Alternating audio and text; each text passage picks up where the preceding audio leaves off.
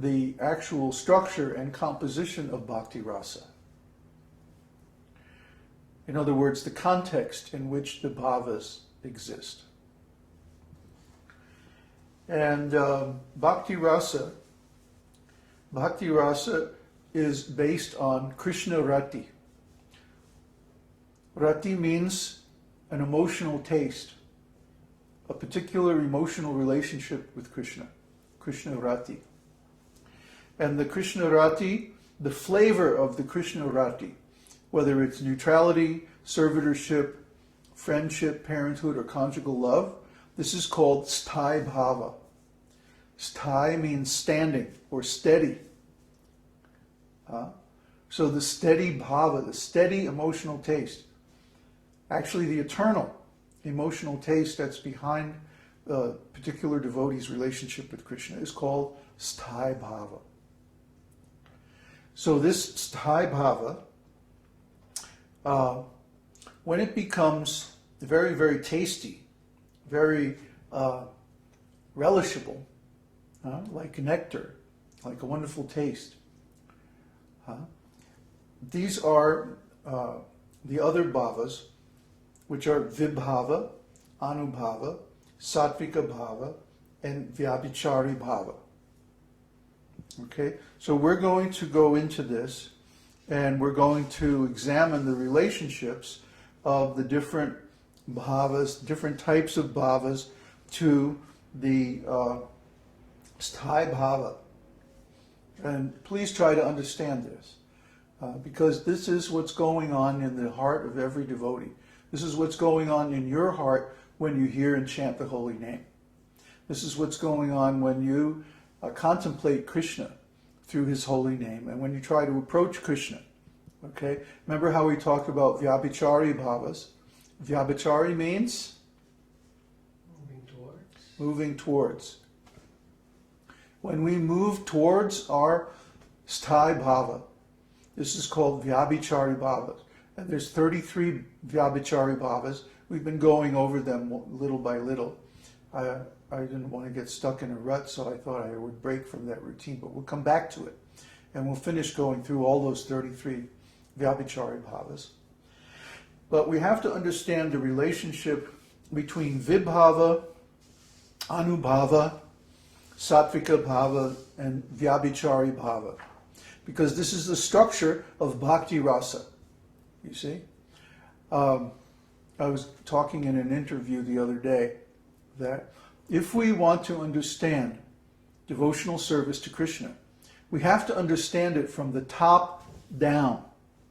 The avaroha panta.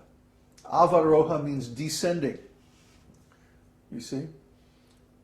In other words, we have to make our fixed point, our point of reference for understanding devotional service at the top, not at the bottom. The bottom means the individual activities of devotional service, such as hearing, chanting, following regulative principles, kirtan, reading shastra, and so forth. Those are the external activities. But if we try to understand the science of devotional service from that external point of view, it will never actually come together into a cohesive view. We'll never actually be able to understand the dynamics of how it works. Just like if you have a car, you may be able to put the key in the ignition and turn it and drive the car. But if anything goes wrong with the car, unless you know what's going on under the hood, you can't fix the car. Just like the other day I saw a car. What was it? It was Mayadasa's car. Remember him in Mexico City? He had this car, and you open up the hood, and there's actually a cover over the engine. And it says, no user serviceable parts inside. I think you could add water or oil, and that was it. Otherwise, you have to be an authorized mechanic. You don't need to know what's in here. Yes, right. This is not the thing you're looking for. But actually, if the car breaks and you don't have the knowledge, or you can't access the internals, then how can you fix it? So if anything goes wrong with your devotional service, if there's any problem in your devotional service, how are you going to fix it? You have to know what's going on inside. You have to know the internals. Did you adjust the levels? Okay. How about the picture? Okay. So these are the internals of bhakti-rasa. These are not visible from the bottom view. They're not visible from the external view. They're only visible from the top, from the platform of rasa tattva. Rasa tattva means the science of rasa, or relationship with the Supreme. Ecstatic emotion, just like what we're talking about. So if you can understand the anatomy and the function of the different bhavas, the different rasas, and so on, then you can understand not only what's going on in your devotional relationship with Krishna, but what is going on with other people's devotional relationship with Krishna. See? For example, the people in material consciousness. Everybody has an eternal relationship with Krishna. So what about the people who are in material consciousness? What's their relationship with Krishna? Huh? Well, their relationship is called a perverted mellow, or rasa abhasa. Rasa abhasa. Rasa abhasa means a dim reflection. A dim reflection that also has the idea of distortion. So when people have a wrong relationship with Krishna, a relationship that's not pleasing to Krishna, this is called rasa abhasa. But shuddha rasa means a direct relationship that's pleasing with Krishna. So we should all try to convert our relationship from rasa abhas to shuddha rasa. Shuddha means original, pure, perfect. So when we have a shuddha relationship, shuddha rasa with Krishna, then Krishna is pleased and everything goes very nicely. But when we have a rasa abhasa relationship with Krishna, then there's trouble at every turn. Why? Because Krishna is the underlying reality within everything. So if we're in a conflict with Krishna, or we have some wrong relationship with Krishna, how can anything go nicely? How can anything go well? So there's always going to be problems. So anyway, these relationships with Krishna, the Sthāyi-bhāva has the elements of vibhava, anubhava, sattvika bhava, and vyabhichari bhava. Now, these bhavas all are induced or manifested within the heart by the practice of devotional service.